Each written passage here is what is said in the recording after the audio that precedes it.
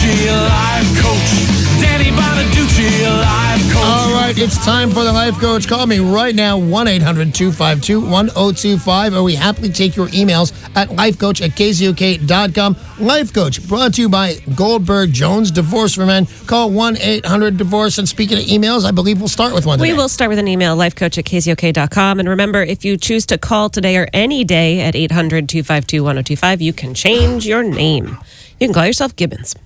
Yes, you can. Ron in Kent has sent an email. I want to break up with my girlfriend of 3 years. My problem is, even though I'm convinced the relationship should end, we have plans over the holidays, and I'm reluctant to let her down on those commitments. Plus, it's not like there's never a great time, but the holidays are a super bummer time to be dumped. Should I stick it out until after New Year's, or just act on my feelings now and not feel like a hypocrite? What's this guy's name again? Ron. Ron, good on you, buddy. Here's what it sounds like to me. I could break up with her now. I could break up with her later. I'm going to break up with her. I'm at peace. I'm at one with breaking up with her. Why do the holidays and make this girl sadder? Because that's what it's going to do when you leave her. And she's going to be sad. I can tell by the tone of your email. So postpone that. And then when the holidays are over, let her down. And never in a moment of weakness say, I was going to dump you on Christmas, but I didn't do it. Don't do that. Ride this out. Be the gentleman. Be the bigger man that you say you are. And dump her after the holiday. And I don't want to even say dump. It sounds, it sounds mean. I don't think you're ever going to be mean. There's no reason to be mean. Go with you have plans, go do your plans, and when you get back, say, you know what, I had plenty of time to think of it, and you don't need my advice now. We didn't ask for my advice over that. You asked for your advice. Should I break with her now or later? And the answer on this one is later. You're talking about a matter of weeks, and you're going to make, you could ruin somebody's Christmas. Don't do that, and don't think that if I meet you on the street, and I won't know you were a very good guy for taking that shot and saying, I can postpone this through the holidays. Good on you, buddy. That is a tough call, because he's right. Getting broken up with over the holidays. Yeah. You feel you remember sad. You remember it forever. When Christmas comes on, this is when I broke up with Ron. I'm so sad.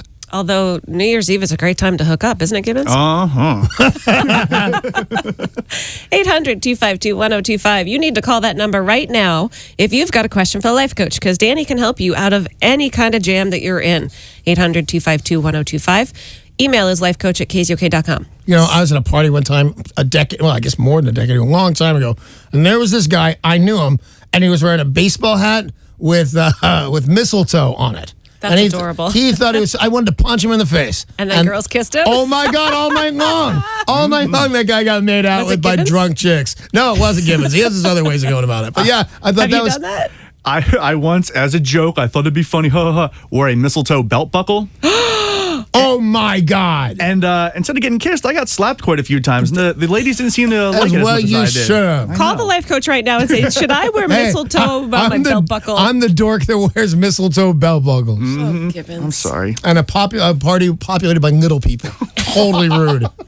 Come on. What is that? Bunch of the Lollipop Guild people not knowing what to do. You're a bastard, if you ask me. Man. Stacey in Woodinville has sent an email to lifecoach@kzok.com. I have a good male friend whose wife is jealous and mentally unstable. He can't even talk to a female retail clerk without flipping out. She's verbally abusive and controlling, but he worries that he can't leave her because if he did, she might hurt herself. I've tried to help him by listing his options. Leave. I know she might hurt herself. Who cares? Stay and hope things improve.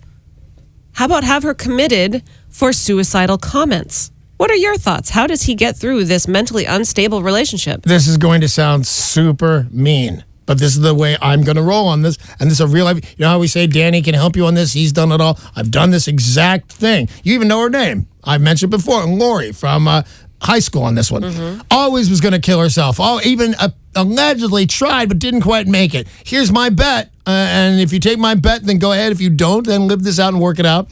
Leave. I don't care what she says. I don't care what she threatens. She's not going to do it.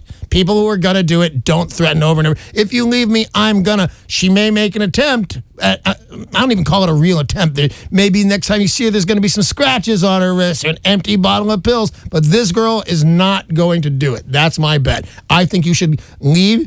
Tell her family what she said. You don't just ignore it. You're a better person than I am. I'm all crazy right now about this girl.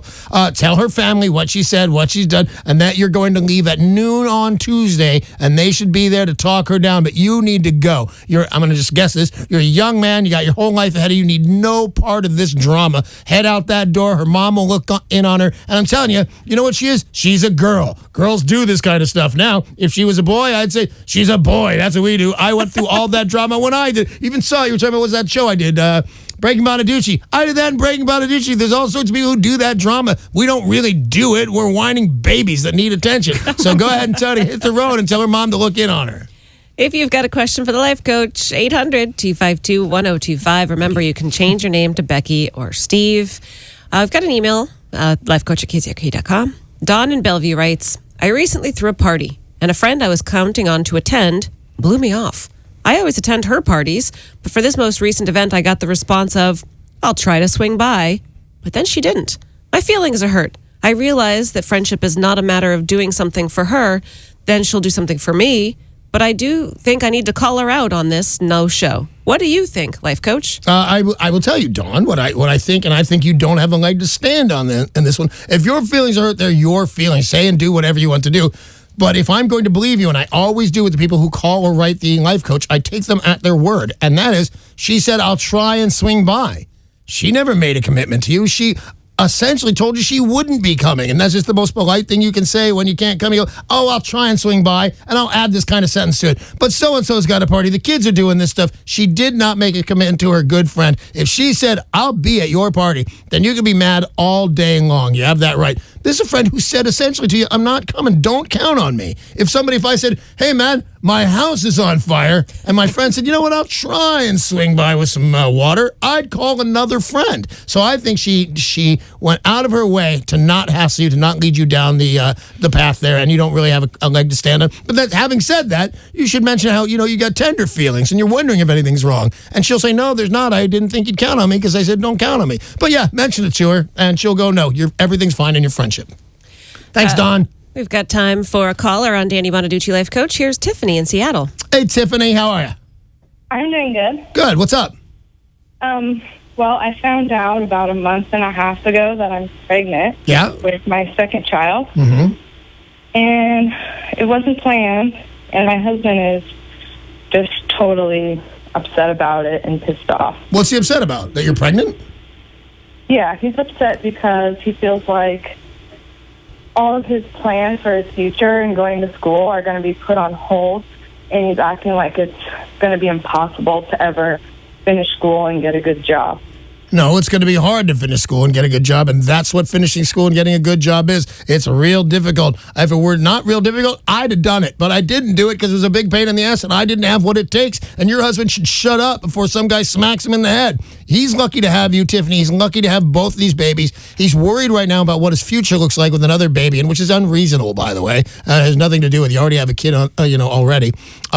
He's just thinking, oh, my God, it's already this hard. Now it's going to be harder, longer. What do I do? That's completely normal. And by the way, he's right. He's right to think hard just got harder. But when you come out the other end of that, when hard just got harder and you did it and you deliver, that good job he's expecting is going to be great. And taking care of you is going to be great because he's going to be that guy that when the times got tough, he got tough and settled down and did what it took. So I think this is just a trial, if you will, and I think you're going to have a better marriage for it, and he's going to have a better degree when he gets out of college. So hang on in there. I promise you, everything's going to work out on this one, Tiffany.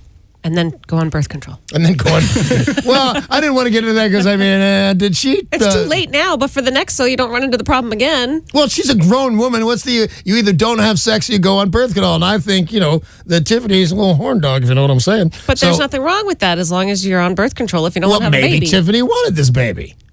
Well, then she's got bigger problems because her husband didn't want the baby. That's crap. Wait till you see. When he comes out in the delivery room and your husband's standing down there by your knees with a catcher's mitt, he's going, oh, you're so beautiful. I love you. What was I whining about? Tiffany did all the right stuff. Rachel in Mount Vernon, you're on with Danny Bonaduce, Life Coach. Hey, Rachel. Hi, how are you? Well, I'm good. How are you?